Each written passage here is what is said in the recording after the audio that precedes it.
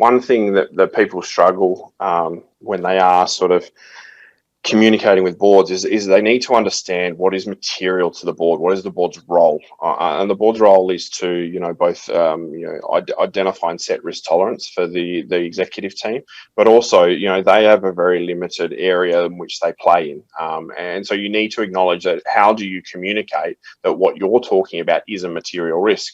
And often, if you're talking in a very big business, potentially a fatality, whilst may have some horrible impact to both a family, a workplace, and those may not be as material as what people think. However, if you start talking about something like Dreamworld and the reputational damage and the lack of revenue that generated, that may likely get, that is the avenue in which to take.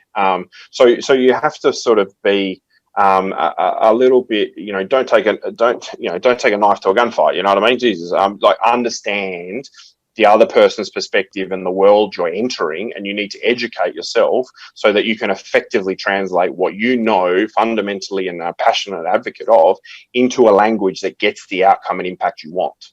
And often that is probably the key missing link between people having a huge amount of passion and lived experience and wanting to do something, but being unable to find either the words that communicates that, or keep banging their head against, well, why aren't they listening to me? Why aren't I getting things approved? And why don't they take it seriously? And they sort of place it down to bad leadership.